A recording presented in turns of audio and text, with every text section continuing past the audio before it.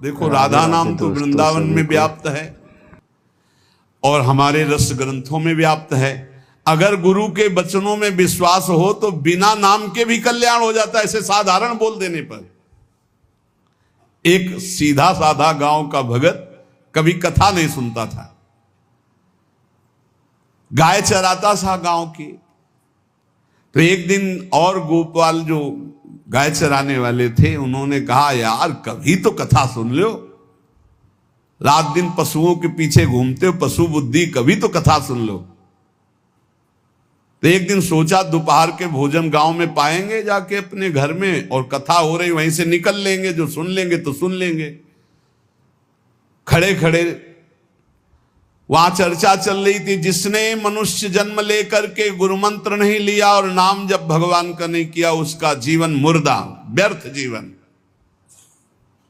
चला गया सुन के, और बार बार वही दिमाग में कि पंडित जी कह रहे थे गुरु मंत्र नहीं लिया और नाम जप नहीं किया तो मुर्दा जीवन। जिन हरि भगत हृदय नहीं आनी, जीवित सौ समानते प्राणी।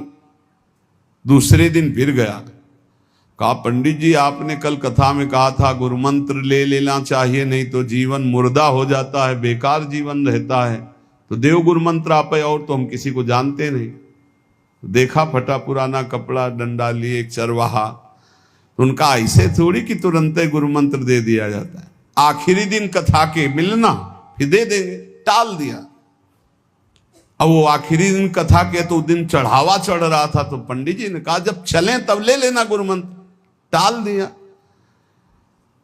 अब वो जब आखिरी दिन के बाद हो तो उस समय घोड़े पे बैठ सब सामान लाद के पंडित जी चलते थे, वो तो सब सामान लाद के चलने लगे हो, तो पीछे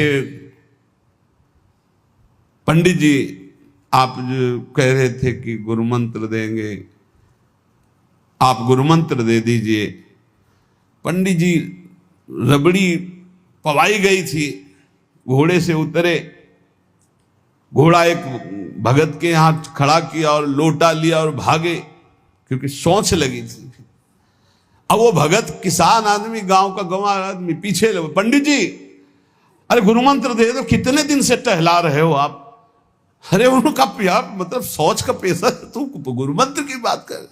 अब वो पीछे लगा कि अब हम नहीं जाने वाले, आपने सब सामान लाद ली थी, भगवान की कृपा कहो कि आपको सोच लगी आई, नहीं तो आप हमको तो गुरु मंत्र ही नहीं देते, हम आपको नाम पर विश्वास की बात। पंडित जी तो दत गपोचन, जय गुरुदेव की जय गुरु। वो दबकाए है दत गपोचन, एकदम मूर्ख आदमी, तो सोच तो।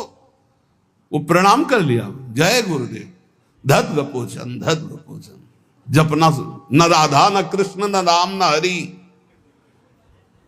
घर आया, बोले आज से गाय चराना बंद। बोले क्यों? बोले गुरु मंत्र मिल गया, अब हम भजन करेंगे, हमारा जीवन मुर्दा नहीं रहेगा, अब जीवन सार्थक रहेगा।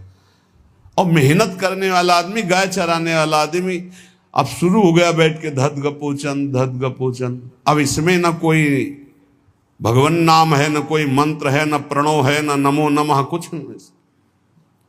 गांव के लोग, घर के लोग बोले कि यार 50 गाय चराता था, पता नहीं कौन सा हम लोगों का पाप उदय हुआ कि कह दिया कि कथा सुन लेना। अब वो गाय चराना भी छोड़ दिया, अब गपोचन शुरू हो गया। अब उसकी ऐसी लगन लगी, सहज सरल भोले जो होते हैं ना, हरिवंश महाप्रभु कह रहे हैं, मुनि मन ध्यान धरत नहीं पावत, करत विनोद संग बालक भट, दास अनन्य भजन रस कारण, जैसे हित हरिवंश प्रगट लीलानट। लालजू महाराज बड़े बड़े मुनियों के ध्यान में नहीं आने वाले, बड़े विनोदी। रुक्मिणी जी से कहा तैयार हो, भगत के दर्शन करने चलना है। रुक्मिणी जी ने कहा बहुत दिनों बाद आज आपको किसी भक्त की याद आई।